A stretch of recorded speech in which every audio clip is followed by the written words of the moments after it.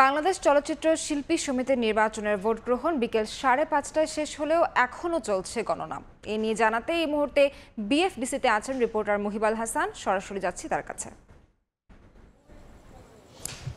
সারাদিনব্যাপী vote উৎসব চলছে। তারকা শিল্পীরা কিন্তু সকাল 9:30 থেকে বিকাল 5টা পর্যন্ত 5:30 পর্যন্ত ভোট দিয়েছেন এবং ভোট দেওয়ার পরে এখন যে ভোট গণনা চলছে তার আগে ভোট যে শিল্পীরা দিয়েছেন সেটির বাছাই প্রক্রিয়া এখন পর্যন্ত চলছে। সেই প্রায় 3 ঘন্টা বন্ধ রাখার পর ভোট বাছাই চলছে। এলইডি স্ক্রিনের মাধ্যমে সেটি দেখানোও হচ্ছে।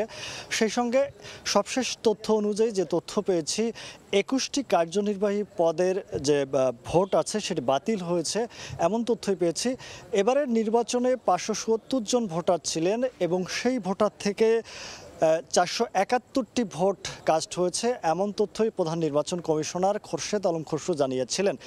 এর আগেরবার যে নির্বাচন অনুষ্ঠিত হয়েছিল সে সময় যে উত্তেজনা দেখেছিলাম বিএফডিসিতে সেটি কিন্তু এবছর নেই। তবে শিল্পীরা শান্তিপূর্ণ সুষ্ঠুভাবে নির্বাচন ভোট প্রদান করেছেন সেটি কিন্তু আমরা দেখেছি। পাশাপাশি এবারে অনেক তারকা শিল্পী যেমন চিত্রনায়িকা শাবনূর, সুচন্দা, ববিতা, চম্পা, অসংখ্য তারকারাই কিন্তু এবারে নির্বাচনে ভোট দিয়েছেন।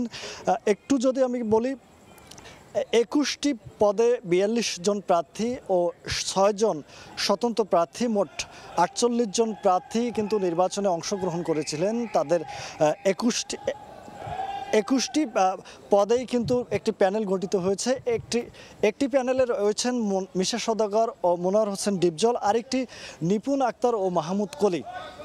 তবে ভোট গ্রহণ আমরা যে তথ্য পেয়েছি, ভোটের যে গণনা চলবে সেটি সারা রাত ব্যাপী চলতে পারে এবং এরপরে ফলাফল জানানো হবে এবং এই ফলাফল শেষে একদিন সময় পাবেন। যদি কোনো প্রার্থী ভোটের ফলাফল ঘোষণার বিষয়টি সন্তুষ্ট না হয়ে যদি কোনো আবেদন করেন সেক্ষেত্রে কিন্তু ভোটের নতুন করে আবার গণনা হবে। তো বিএফডিসি থেকে এই ছিল আমার কাছে সর্বশেষ। এতক্ষণ সরাসরি যুক্ত ছিলাম বিএফডিসি থেকে।